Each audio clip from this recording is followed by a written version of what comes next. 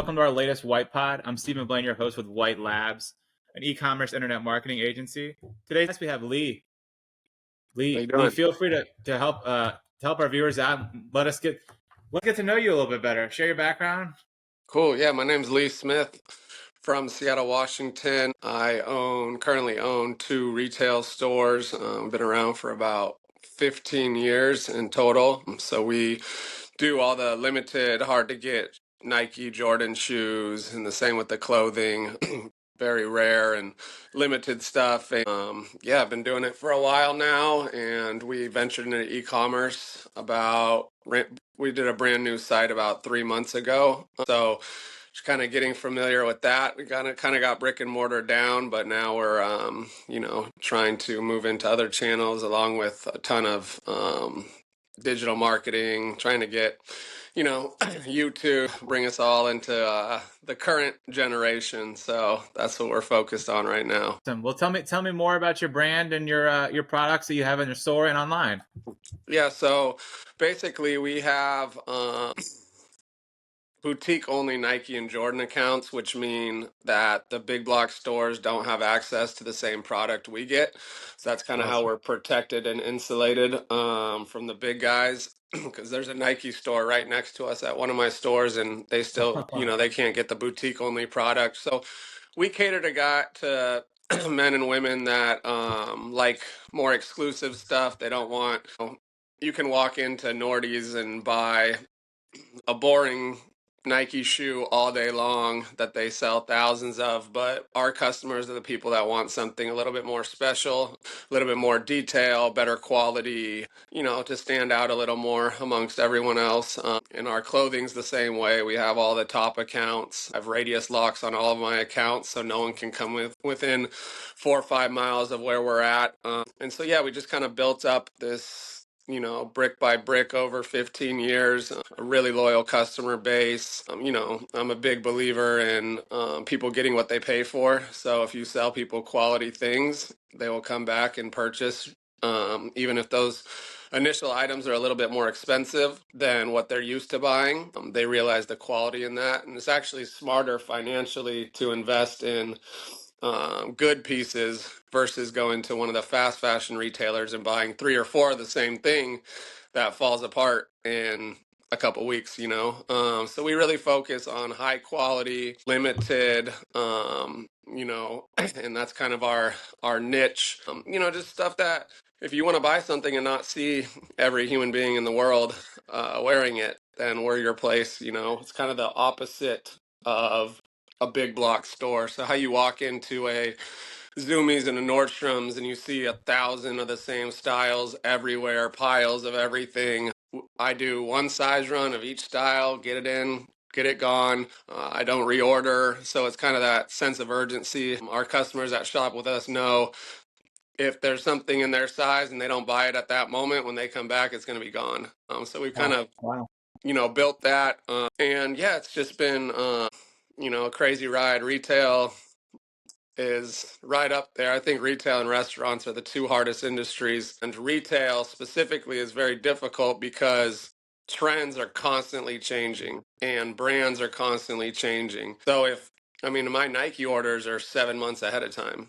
Wow. So if I can't predict what's going to be popular in 7 months and I keep ordering the same things, they're going to sit, So yeah. I think the difficulty in retail is the constant changing of everything. You see skinny jeans come in, and then you see now we're at super wide legged.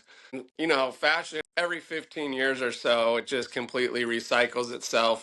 So stuff that, we were wearing when we were growing up is now in style now, 15, 20 years later. So I kind of have to have my finger on the pulse of everything, pay attention to everything, kind of, I think the reason I went with fashion is because I always have like a feeling of when things are going to change and what's kind of coming. And I think that's given me a little bit of an advantage just because, when I was 13 years old, my mom would drop me off at Nike Town at 4 a.m. for the new shoe releases. So I've been doing this for 25 years almost. So, I'm a big believer in if you're going to have a business, it has to be something you absolutely love, because there's no way in hell I could do this and put myself through this stress if it was something that was just for money or, something I wasn't interested in.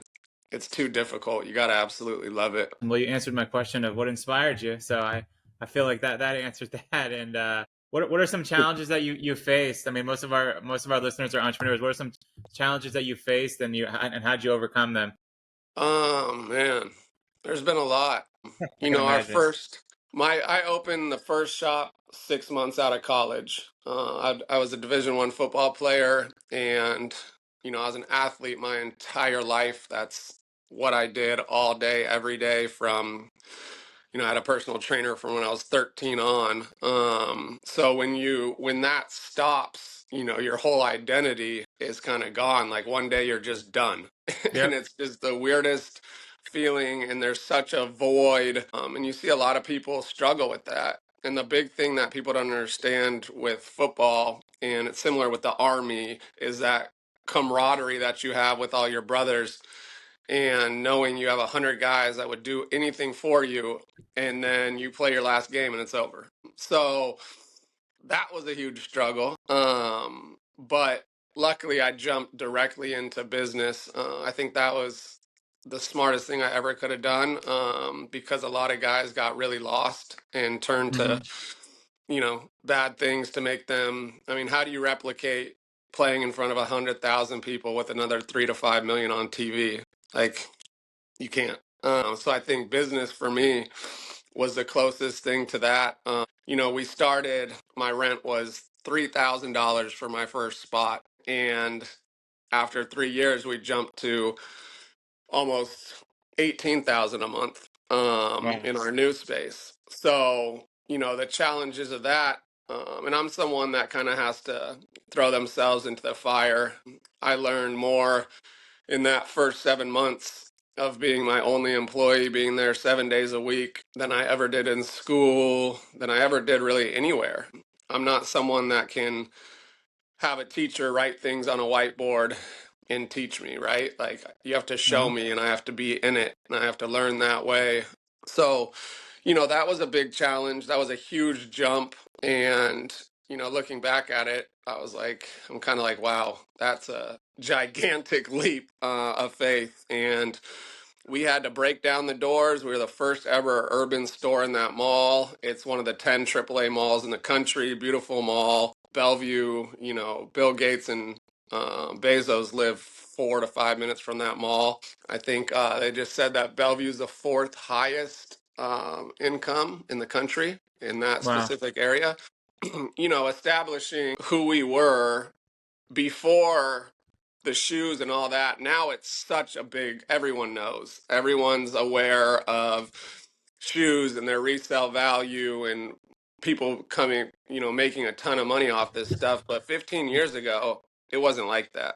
Yeah. We were the first store to kind of encapsulate this true one-stop shop. And I got inspiration from New York, visiting my sister to do that. And so I think, the challenge at first was just surviving, honestly. I mean, I can't tell you how many nights I would cry myself to sleep.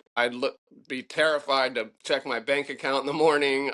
I mean, there's so many things that I did to just make it work, in those initial years. And I mean, I didn't know what the hell I was doing, right? Like, I just had to learn day by day. And I think, the smartest thing that I did is create a brand that, stays away from the BS and the controversy and treats people the right way. I mean, we've never had a crazy issue, from our own doing. Obviously, we'd have customers act crazy, but just really developing that loyal customer and doing business the right way. Because you're not going to be in business for 15 years if you're screwing people. It doesn't work Hmm. like that, right? So, yeah, I think originally that was our biggest challenge. And then, as you grow, there's a ton of challenges. I mean, we got looted during the George Floyd stuff. Whole store Wow. gone. Literally, there's a video on our Instagram page at Urbanity Shop, and you can see The whole store's gone, everything. Wow. And that was, it's like somebody, it's like you walking into your house and seeing every single thing gone. It makes Yeah. you sick to your stomach. I mean, it was very emotional. So we were closed for 7 months from that, um, which was a huge, I mean, it was terrible, on the phone with insurance companies all day long, lawyers, you name it. It was just a huge headache. But we came back. We came back really strong from that. Really, that was a turning point for us. Because during COVID, all the collectibles, right? Shoes, cards, watches, cars, everything went through the roof. So we couldn't Yeah. even put a normal shoe that would normally slowly sell out. As soon as it hit the floor, it was gone because everyone, if there's $100 to make on a shoe or $50, $30 even, these guys will buy them all day long and just flip them. Hmm. So that's when we really hit the ground running. And since then, for 2 years straight, we're the highest increase in sales in the whole mall. And then last year, we doubled that increase. We were up 30% last year. I opened a new store about a year and a half ago. That was super challenging. I mean, last year was one of the hardest years of my life.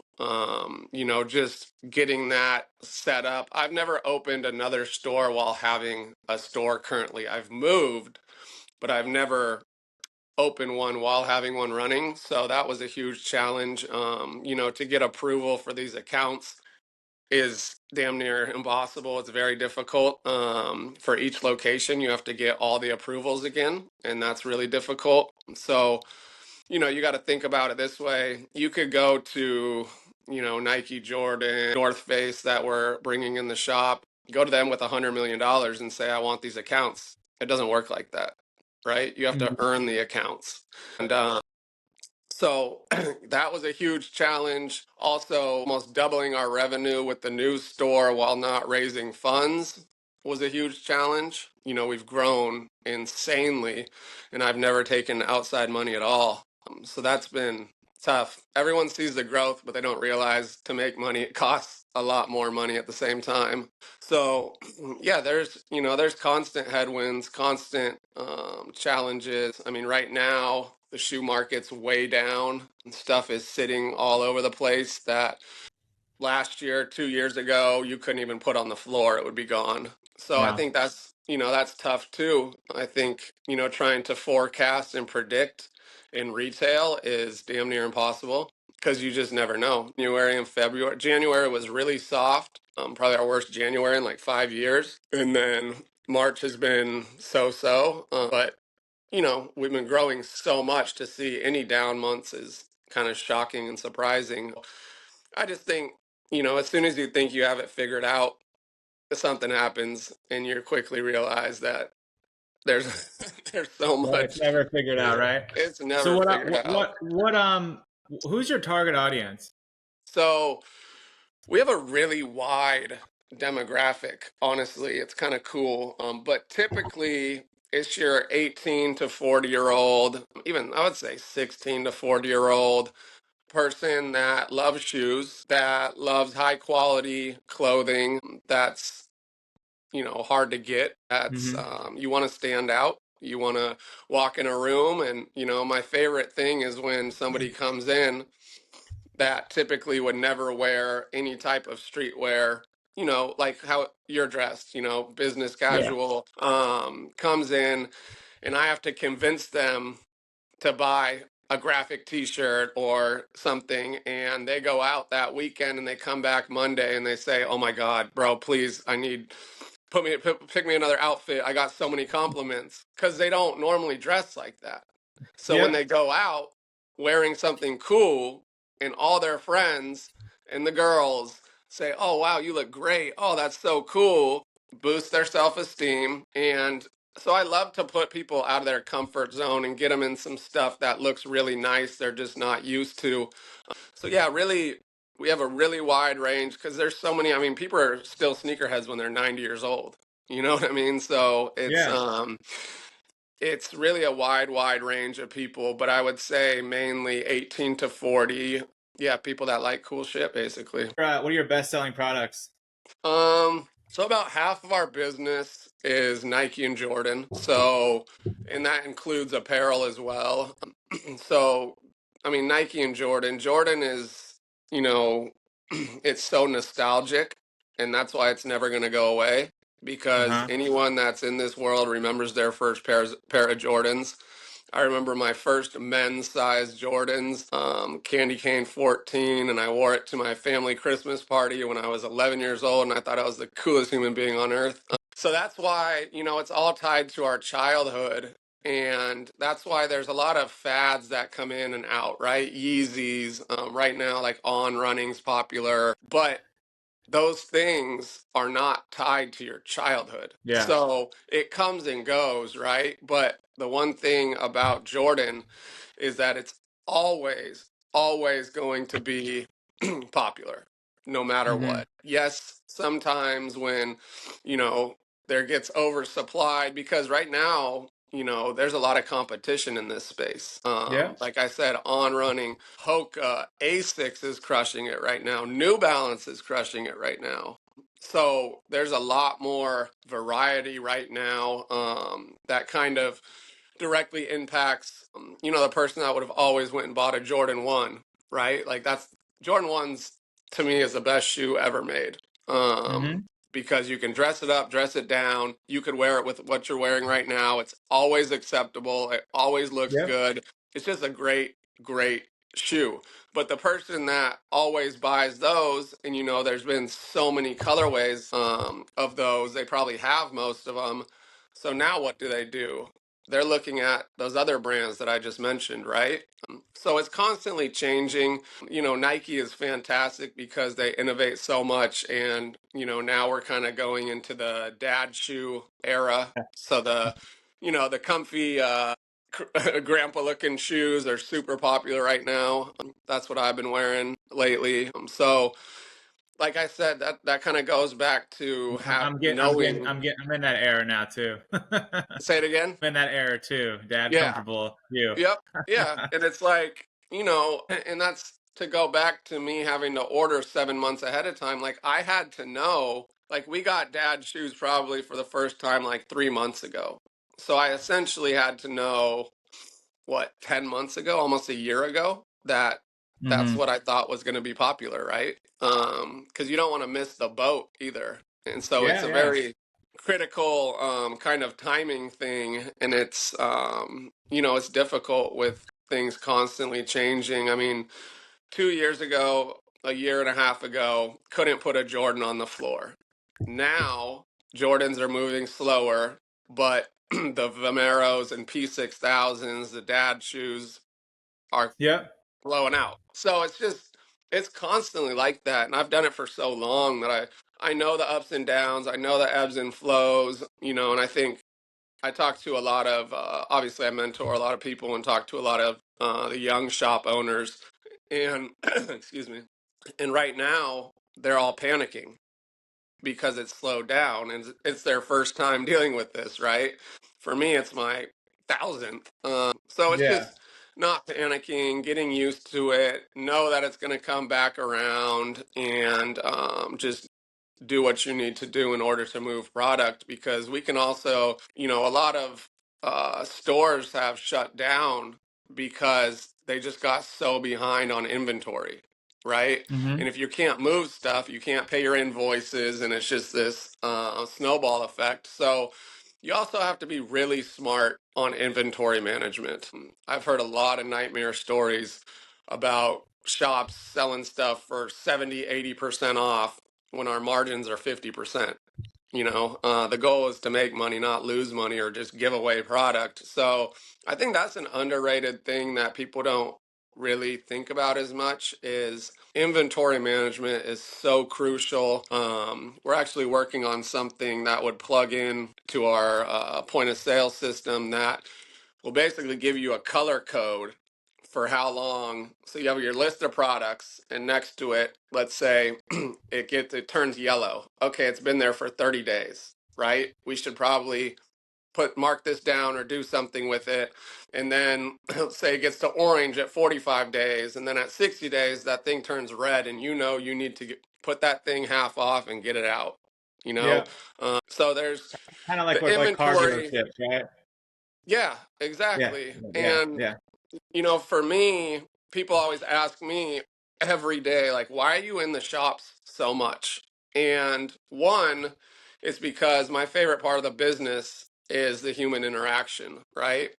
That's by far number one, my favorite part of this whole thing. People coming in, talking, getting to know people, picking things out for them, having good conversation. But I also need to know what is going on at all Of course. times. Yeah. So yes, you could look at sales reports, but sales reports aren't telling you the people that are coming in saying, "Hey, do you guys have this? Hey, when are you going to get this?" Da, da, da, da.